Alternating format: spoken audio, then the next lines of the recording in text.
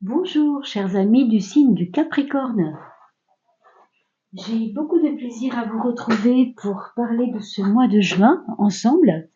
Et j'espère d'abord que vous allez tous très bien, que tout se passe bien pour vous, qu'il n'y a pas trop de difficultés environnantes. Et puisque nous parlons de difficultés environnantes, comme il y en a parfois, eh bien sachez que je mets en ligne bientôt pour le 21 juin, date du solstice d'été, comme vous le savez, la vidéo concernant l'âme.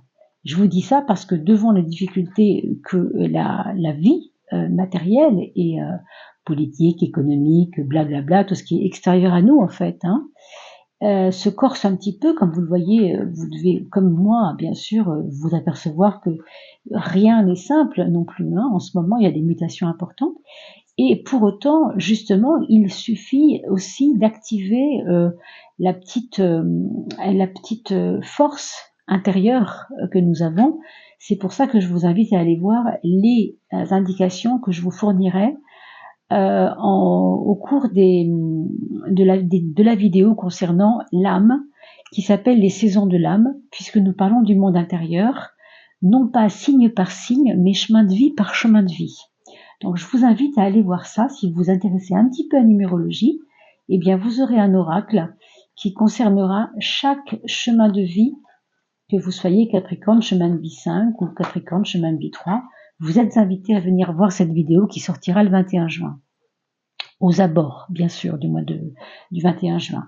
En attendant, nous allons entrer de plein pied dans ce mois de juin ensemble.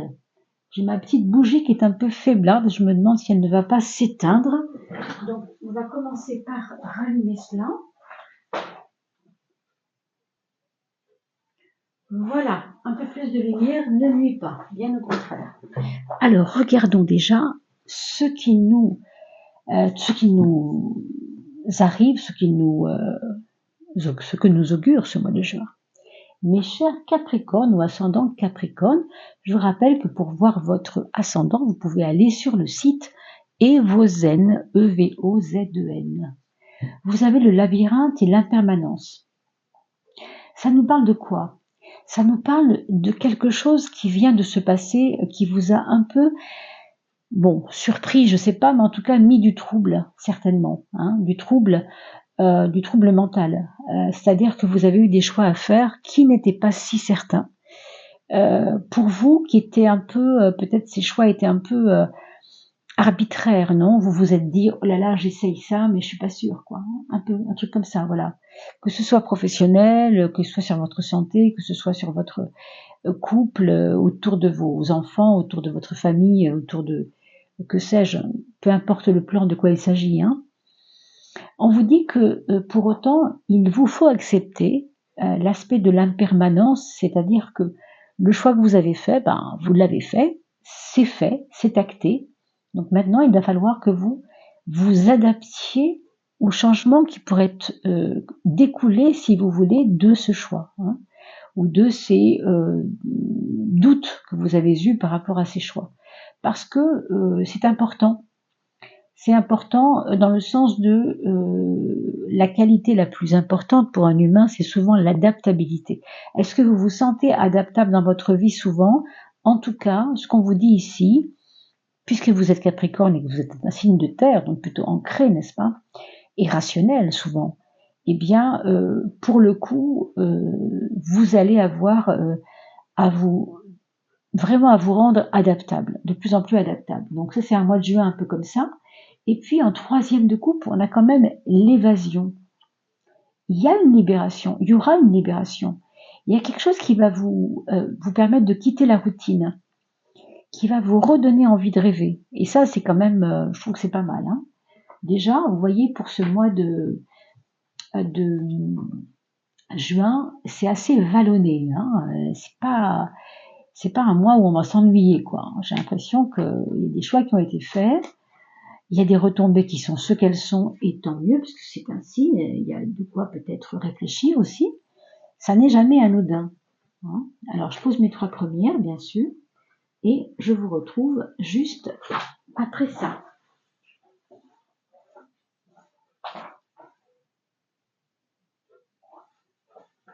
Alors, dans un premier temps, on va d'abord observer ensemble qu'est-ce que nous laissons derrière nous, ou bien sur ces 6 derniers mois, ou bien sur les 6 dernières semaines, enfin les derniers jours, que sais-je, vraiment, qu'est-ce qu'on laisse derrière soi, quel que soit le temps qu'on aura passé dans ce moment passé, justement, qu'est-ce qu'on laisse derrière nous, en tout cas.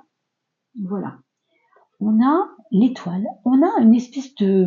On parlait du doute tout à l'heure, mais je crois que c'est un peu ça. C'est une foi qui a été, comment on peut dire ça, mise sur la sellette, quoi. Vous jouiez un peu avec votre foi. Vous vous êtes fait peur en perdant la foi quelquefois. Voilà. Donc peut-être que ça, c'est quelque chose maintenant qu'il faudra refermer derrière vous. Ça n'est plus utile. Vers quoi on va? On va vers quelque chose de beaucoup plus tranché. Vous voyez ce que je veux dire? Entre cette carte qui est un petit peu nébuleuse malgré tout, et cette carte qui est beaucoup plus sur le plancher des vaches, ici on vous demande d'acter les choses que vous avez dans votre cœur. On vous demande d'être un peu moins dans les labs, même si on a le droit de rêver, on l'a vu tout à l'heure avec la carte qui était sortie juste, l'évasion, le rêve, on a le droit de rêver, c'est important. D'ailleurs, c'est encore un peu en vous, ça c'est normal. Mais en même temps, vous voyez, ici, on vous demande d'actionner des leviers concrètement pour que ces rêves deviennent réalité et que ça ne reste pas juste des rêves, parce que les rêves qui restent des rêves, pourquoi pas, mais enfin ça ne nourrit pas son homme, si j'ose dire, ça n'est pas concret et ça ne donne pas de résultat, c'est ça que je veux dire. Donc juste comprendre que, en effet, quand on parlait de choix tout à l'heure pour aller vers une impermanence, cette impermanence, elle nous demande justement d'accepter qu'il y ait des changements. Et les changements, les voilà, c'est la carte du changement. C'est la carte vraiment, cette carte-là de la fin des choses et du début qui suivra derrière cette fin des choses. Donc c'est normal, une fin c'est un début. Mais pour cela, il faut acter des changements. Vraiment, on est vraiment là-dedans. Alors, votre, il y en avait 2, oui c'est vrai, c'est important. Ah bah c'est intéressant. Maison 12, c'est-à-dire votre point faible. Quand j'ai pris la maison 12, il y avait 2 cartes. Alors, j'ai pas voulu les enlever et je me rends compte qu'elles sont complètement antinomiques l'une et l'autre. C'est-à-dire que l'ermite, c'est celui qui est raisonnable, c'est celui qui est concentré, d'accord? Et le soleil, on va dire que c'est un rayonnement qui n'a pas de limite, on pourrait dire comme ça. Donc l'un est concentré et concentrique, on pourrait dire, presque égocentrique, et l'autre est dans une espèce de auréole de vouloir briller, si vous voulez.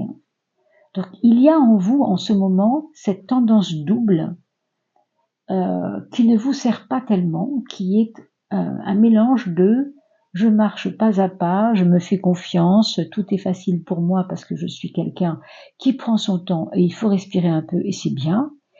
Et en même temps, non, il faut des résultats tout de suite et le soleil c'est celui qui est comme ça, luminescent, en mouvement, vous voyez, bon.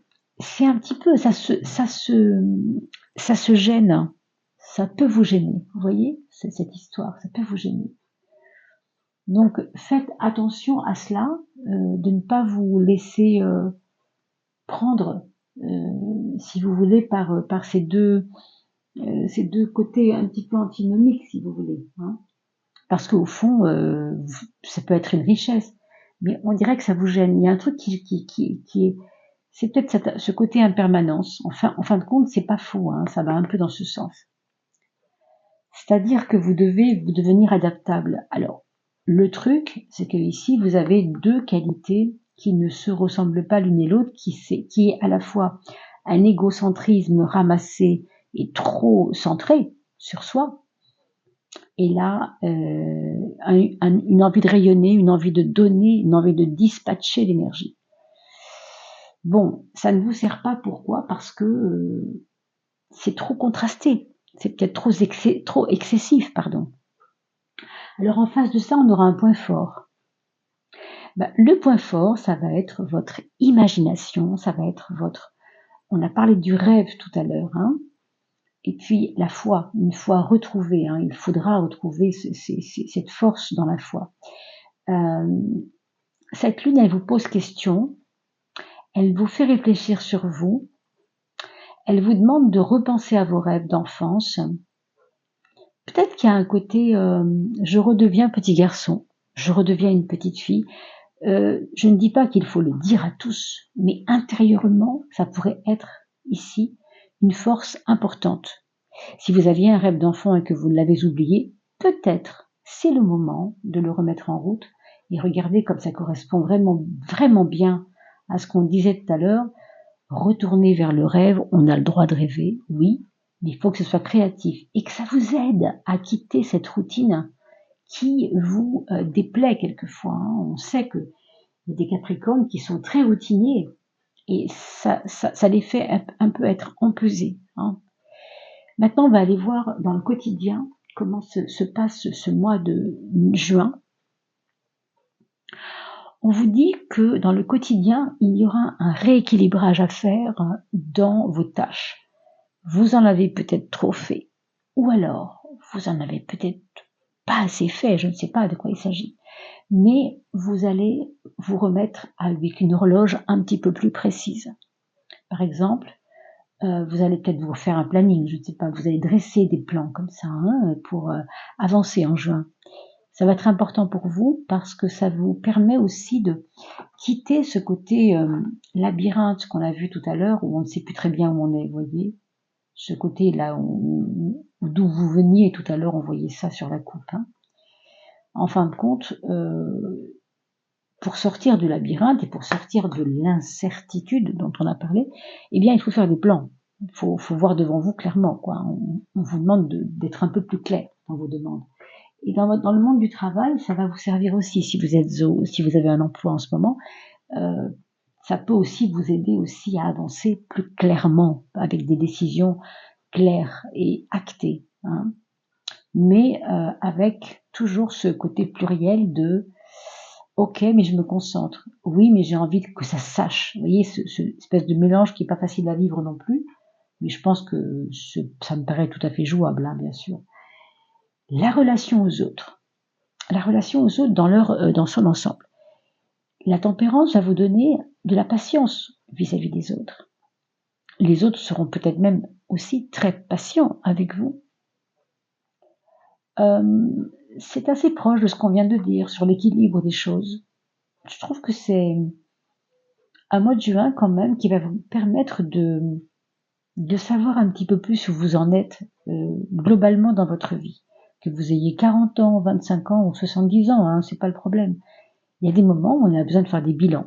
Là, j'ai l'impression que vous avez les capacités à vous repenser un peu, à mettre de la douceur aussi dans vos actions.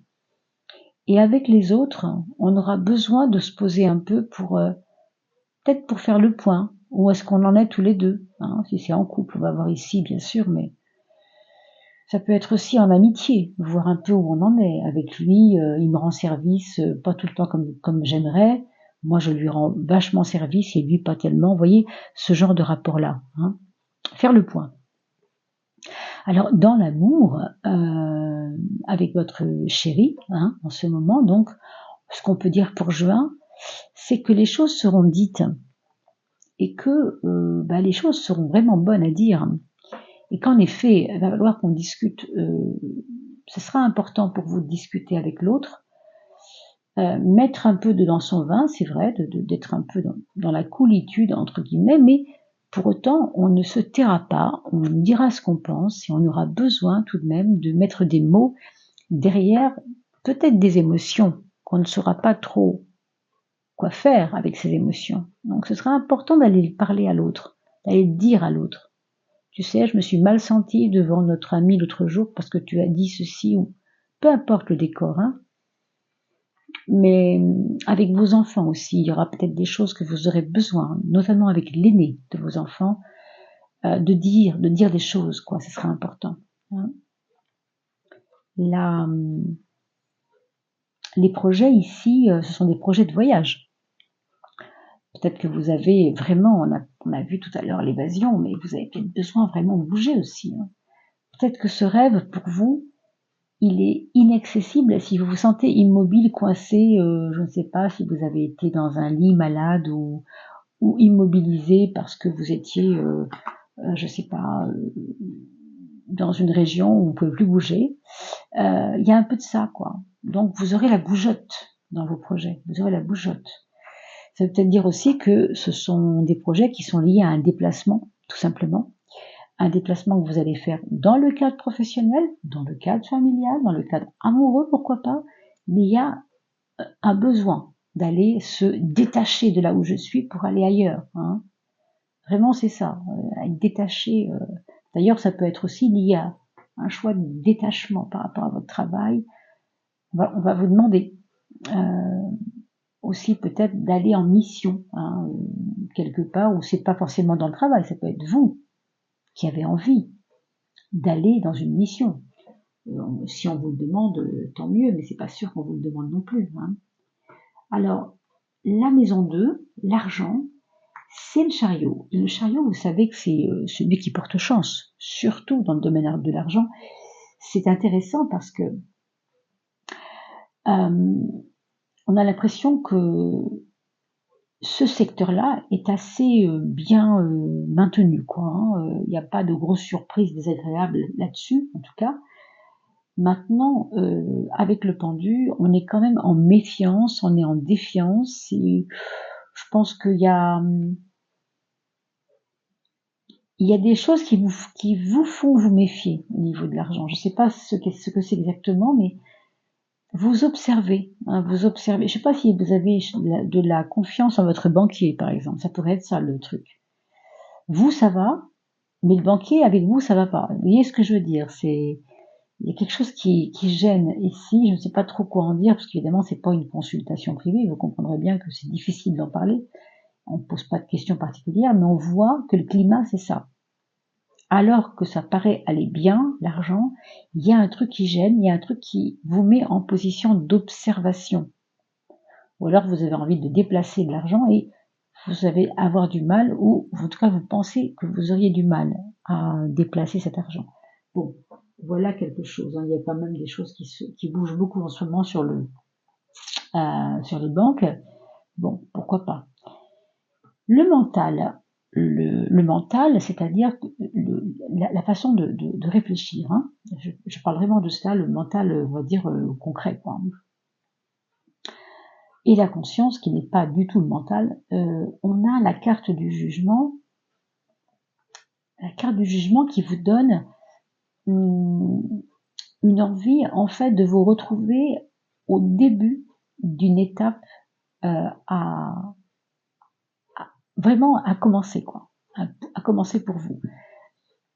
Peut-être que ça vient de quelque chose qui vous a mis en échec l'année dernière, le mois dernier, il y a quelque temps. C'était ce manque de foi peut-être qui vous a appuyé dessus, je ne sais pas. Du coup, vous vous dites non, ça c'est fini, je veux pas rester avec cette impression. Vous voyez, le labyrinthe là, on pousse le labyrinthe, on arrête avec ça.